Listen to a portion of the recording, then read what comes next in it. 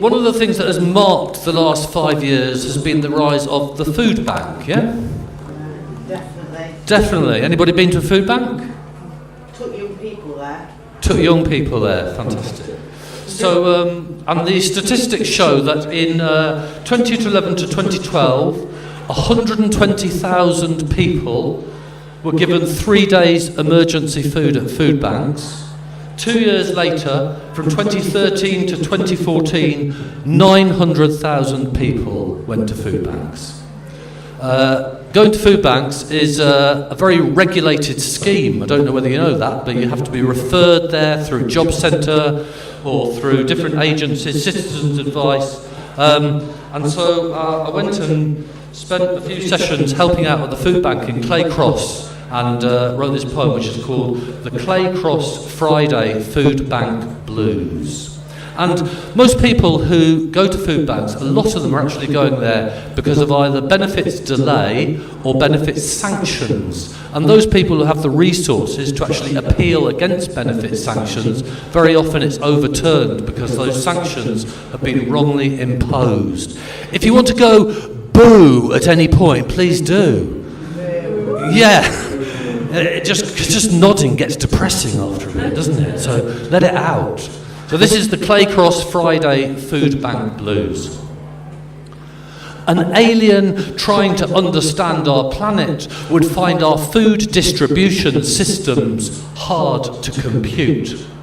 Every Friday at the food bank at the church in Clay Cross, Andrew and his volunteers adjust the balance of loss. Out come the boxes of powder and tins, tomatoes, potatoes, basic baked beans. Out come the boxes for bellies, not bins. Volunteers are prepared with cake, and the front line is open for business as usual. Steve shuffles in, clutching his red food bank voucher. Dead eyes, all that's on his mind is rent arrears and how to get by.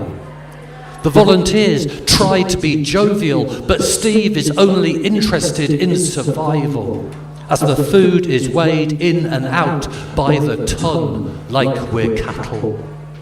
Volunteers pack Steve a bag of food bought by anonymous philanthropists at Tesco's, of items he has not chosen, except he gets to decide.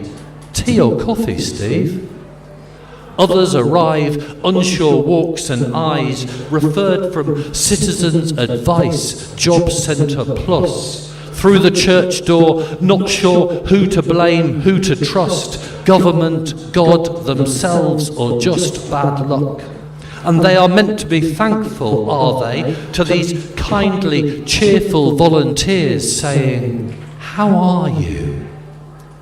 How do you think I am?"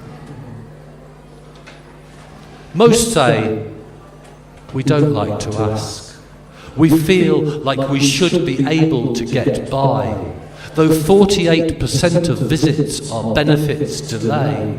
But when people start to go hungry, there is less room for irony, which is why they won't be making Clay Cross Food Bank come dine with me.